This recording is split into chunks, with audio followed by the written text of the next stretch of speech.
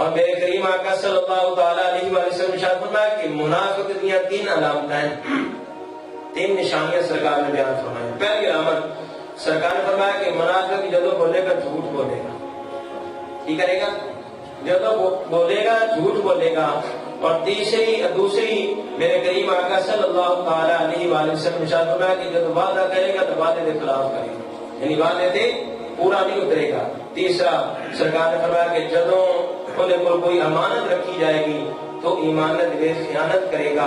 تو میرے محبوب علیہ السلام کے غلاموں، سرکار نے سانوں یہ پہلے دسیا اگر ساڈے اندر یہ بیماریاں ہیں، یہ منافقت کی نشانیاں ہیں، سانوں ان تو بچنا چاہیے، انہاں نوں دور کرنا چاہیے۔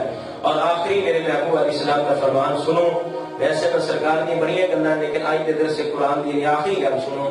دوستو کدے بھی یہ نہ سوچو کہ اسی اللہ کی راہ پہ خرچ کریں گے سارا مال کم ہو جائے گا، یہ نہ سوچو۔ فرمانے آخری رسول صلی اللہ تعالی علیہ وآلہ وسلم ارشاد فرمایا کہ اللہ ارشاد فرماتا ہے اے ابن آدم تم خرچ کرو میں تم پر خرچ کروں، یعنی اللہ کے راہ خرچ کرنا میں کیے کہ رب اور عطا کرے گا۔ ہاں جی، تے جو اللہ کا حکم ہے فصل کے معاملے دے وچ انہیں تے غور کریے کہ ساڈا جو عشر بنتا ہے فصل دا سی ہر وقت ہی عشر دے وچ ہے، اے نہیں کہ صرف ہاڑی سامنے انسان سمجھیے نہیں 12 مہینے ہی اس چیز دے وچ کدے کوئی چیز اٹھا رہی ہے کدے کوئی اٹھا رہی ہے، لہٰذا اپنے مال کو پاک کرو۔ سرکار نے فرمایا کہ زکات ہے عشر ہے کہ تھوڑے مال کو پاک کر دے۔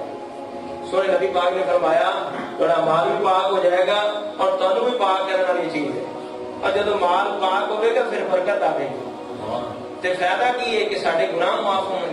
اللہ تعالیٰ بارگاہ کے عمل کی توفیق عطا فرماوے۔ اللہ تعالیٰ تمام مسلمانوں کی خیر فرماوے، فلسطین کے مسلمانوں کے اندر کریم اپنا فضل اور اپنی رحمت فرماوے۔ آمین ثم آمین۔ وآخر دعوانا الحمدللہ۔